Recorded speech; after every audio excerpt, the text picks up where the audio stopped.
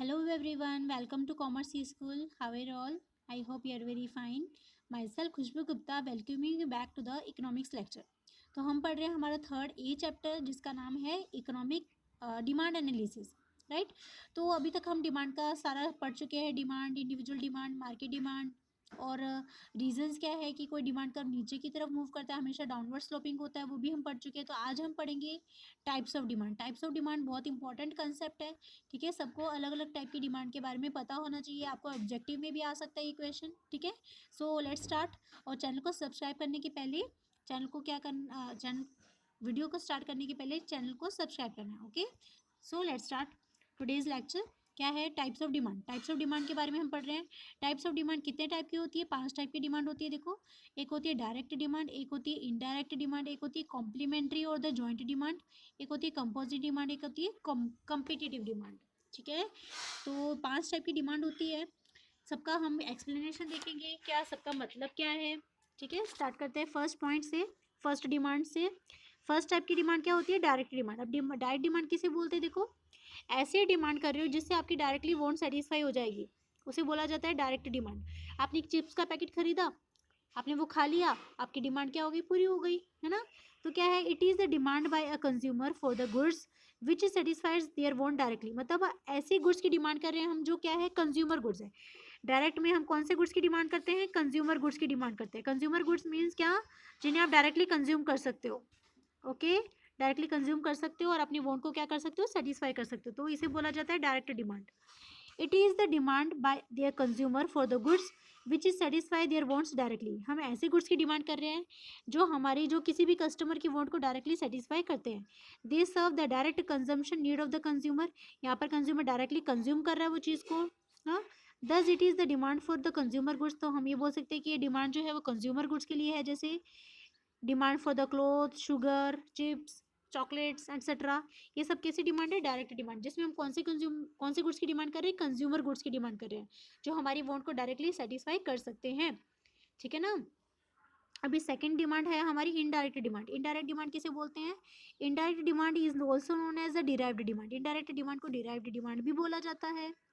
It refers to the demand for goods which are needed for the further production. ये उन goods की demand कर रहे हैं हम जिन्हें और फर्दर प्रोडक्शन के काम में लिया जाता है। जैसे क्या हम बोल सकते हैं? Factors of production. It is the demand for the producers goods. Producers goods के लिए मतलब जिन्हें और प्रोसेसिंग करना पड़ता है, जैसे, है ना। Hence all the factors of production have direct और द इनडायरेक्ट डिमांड। जैसे आप चिप्स की डिमांड करने के लिए आपको पहले पोटैटो लगेगा, है ना। पोटैटो लगेगा ना। जैसे आप कोई फसल उगाने वाले हो, उसके लिए आपको क्या लगेगा? लैंड लगेगा, है ना। क्या आपको क्या लगेगा? तो हमारे फैक्टर्स ऑफ प्रोडक्शन के लिए जो हम डिमांड करते हैं, फैक्टर्स ऑफ प्रोडक्शन के लिए जो हम डिमांड करते हैं, तो उसे बोला जाता है इनडायरेक्ट डिमांड, ठीक है। क्योंकि उन्हें और फर्दर प्रोसेसिंग में काम आता है। जैसे लैंड है, लेबर है, land, labour, capital and entrepreneur, है ना। तो इन सब चीज़ों को हम काम में लेते हैं। तो ये सब होता है फर्दर प्रोसेसिंग के काम आते हैं। लैंड भी लगती है ना। अगर आप प्रोडक्शन करोगे तो आपको लैंड भी लगेगा, लेबर भी लगेगी, कैपिटल, पैसा तो लगता ही लगता है, और एंटरप्रेन्योर भी लगता है। तो here all the factors of production have direct और द इनडायरेक्ट डिमांड। सारे फैक्टर्स ऑफ प्रोडक्शन की डिमांड कैसी होती है? डायरेक्ट या फिर इनडायरेक्ट डिमांड होती है। इनडायरेक्ट और डिराइव्ड डिमांड होती है। For example, demand for a worker in the sugar factory is derived और द इंटर डिमांड।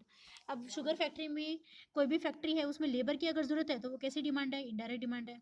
किसी को ज़मीन की ज़रूरत है प्रोडक्शन करने के लिए, तो वो भी इनडायरेक्ट डिमांड है। पैसा चाहिए प्रोडक्शन करने के लिए, तो वो भी इनडायरेक्ट डिमांड है। अब मालिक तो लगता ही है, एंटरप्रेन्योर, बिजनेसमैन तो लगता ही है, तो वो भी कैसी डिमांड है? इनडायरेक्ट डिमांड है। आई होप समझ में आ रहा है। इनडायरेक्ट डिमांड को हम डिराइव्ड डिमांड भी बोलते हैं। इधर कंज्यूमर गुड्स की डिमांड नहीं कर रहे, लेकिन डायरेक्ट डिमांड में हम कंज्यूमर गुड्स की डिमांड कर रहे थे, उन्हें डायरेक्टली कंज्यूम किया जा रहा था। लेकिन यहाँ पर जिन गुड्स की डिमांड की जा रही है उन्हें हम डायरेक्टली कंज्यूम नहीं कर सकते, उन्हें और भी फर्दर प्रोडक्शन की ज़रूरत है, ठीक है।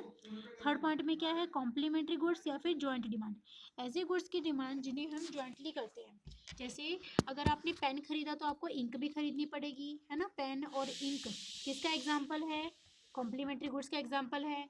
अगर आपने कार खरीदी तो आपको पेट्रोल भी खरीदना पड़ेगा, फ्यूल, पेट्रोल, डीजल, है ना, ऑयल, ये सब लगेगा।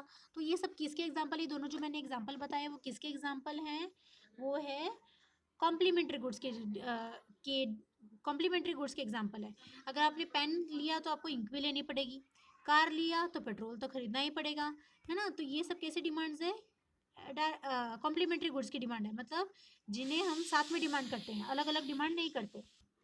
क्या दिया आपको, देखो कॉम्प्लीमेंट्री डिमांड या फिर जॉइंट डिमांड क्या है, व्हेन टू और more goods are demanded jointly, जब दो या दो से ज़्यादा गुड्स को हम एक साथ डिमांड करते हैं to satisfy a single want, एक ही वांट को सेटिस्फाई करने के लिए हम दो गुड्स की या दो से ज़्यादा गुड्स की एक साथ डिमांड करते हैं, it is known as the joint और द कॉम्प्लीमेंट्री डिमांड। तो उन्हें क्या बोला जाता है, तो उन्हें जॉइंट डिमांड या फिर कॉम्प्लीमेंट्री डिमांड बोला जाता है। For example car and the fuel, right. फिर आएगा कंपोजिट डिमांड, क्या होती है composite demand, the demand for a commodity which can be put to the several uses is known as a composite demand. ऐसे good की demand कर रहे हो जिनसे आप बहुत सारे यूजेस कर सकते हो, जैसे आप मिल्क की डिमांड कर रहे हो, आप इलेक्ट्रिसिटी की डिमांड कर रहे हो, तो ऐसी डिमांड जो बहुत सारी वॉन्ट्स को सेटिस्फाई कर सकती है तो उसे बोलते हैं हम composite demand. Okay, the demand for a commodity which can be put to the several uses is known as the composite demand. For example, electricity is demanded for the several uses, electricity की demand करते हैं हम क्योंकि वो हमारी बहुत सारी want को सेटिस्फाई करती है, सच एज द लाइट, हम उससे रोशनी कर सकते हैं, फ़ैन चला सकते हैं, वॉशिंग मशीन चला सकते हैं, मोबाइल चार्ज कर सकते हैं, लैपटॉप को चार्ज कर सकते हैं, है ना, और बहुत सारे यूजेस हम इलेक्ट्रिसिटी के थ्रू कर सकते हैं। तो इस वजह से उसकी डिमांड क्या है, कंपोजिट डिमांड है। फिर फिफ्थ क्या है, कम्पिटिटिव डिमांड। कम्पिटिटिव डिमांड किसे बोलते हैं, it is a demand for those goods which can substitute for each others. मतलब यहाँ पर कम्पिटिटिव डिमांड के लिए हम सब्सटीट्यूट गुड्स की बात करते हैं। कौन सी गुड्स की बात करते हैं, सब्सटीट्यूट गुड्स की बात करते हैं, मतलब ऐसे गुड्स जो एक दूसरे को क्या कर लेते हैं, रिप्लेस कर लेते हैं, substitute goods. Okay, substitute goods means क्या, जो गुड्स एक दूसरे को क्या कर लेते हैं, रिप्लेस कर लेते हैं। जैसे टी नहीं तो कॉफ़ी, है ना, हम किसी घर पे जाते हैं बोलते टी, टी पियेंगे क्या, कॉफ़ी, है ना, टी की जगह कॉफ़ी, कॉफ़ी की जगह टी। या फिर आप और भी एग्जांपल बता सकते हो, शुगर, अगर आपको मार्केट में शुगर नहीं मिल रही तो आप उसकी जगह पर क्या यूज़ कर सकते हो, जैगरी, मतलब गुड़ भी यूज़ कर सकते हो आप, है ना। जैगरी मतलब चीनी और गुड़, जैगरी, शुगर मतलब जैगरी, सॉरी, शुगर मतलब चीनी एंड जैगरी मतलब गुड़, उसकी जगह पर एक दूसरे की जगह पर यूज़ किया जा सकता है, ठीक है ना। तो ये गुड़, ये कॉम्पिटिटिव डिमांड मतलब ऐसे गुड्स की डिमांड कर रहे हैं जो क्या है, एक दूसरे को रिप्लेस कर सकते हैं, मतलब रिप्लेस कर सकते हैं, मतलब substitute goods. It is a demand for those goods which can substitute for each other, जो एक दूसरे को रिप्लेस कर सकते हैं। For example T and coffee, sugar और द जैगरी, ये सारी डिमांड कैसी होती है, कॉम्पिटिटिव डिमांड होती है। ओके, आई होप समझ में आ रहा है आपको। टाइप्स ऑफ डिमांड बहुत इंपॉर्टेंट है, हो सकता है आपको ये 5 मार्क के लिए आपको शॉर्ट नोट्स में आ जाए, ठीक है। तो सबने पढ़ना है, अच्छे से ध्यान रखना है, 5 ही पॉइंट है, बहुत ईजी है, कुछ हार्ड नहीं है। अगर आपको लेक्चर पसंद आया तो मुझे प्लीज़ वीडियो को लाइक कीजिए, और अगर डाउट है तो मुझे कमेंट सेक्शन में बताइए। लेकिन उसके पहले, लेक्चर को ख़त्म करने के पहले, हम ये एक टेबल दिया आपको, वो हम कंप्लीट कर लेते हैं, ठीक है। देखो ये टेबल पढ़ लेते हैं पहले हम, ताकि आप लोगों को ये टाइप्स ऑफ डिमांड के बारे में ये टेबल दिया है, ताकि आपको समझ में आ जाएगा। क्या दिया, देखो टाइप्स ऑफ डिमांड है और इसका एग्जांपल है। Direct demand, direct demand means ऐसी डिमांड जो आप डायरेक्टली कंज्यूम कर सकते हो। तो क्या है इसमें, क्या बोल सकते हो आप, शुगर बोल सकते हो, शुगर भी बोल सकते हो, है ना, टूथपेस्ट बोल सकते हो, चॉकलेट बोल सकते हो, कुछ भी बोल सकते हो आप इधर, है ना।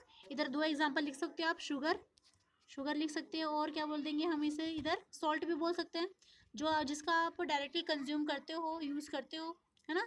तो वो हो गई हमारी डायरेक्ट डिमांड।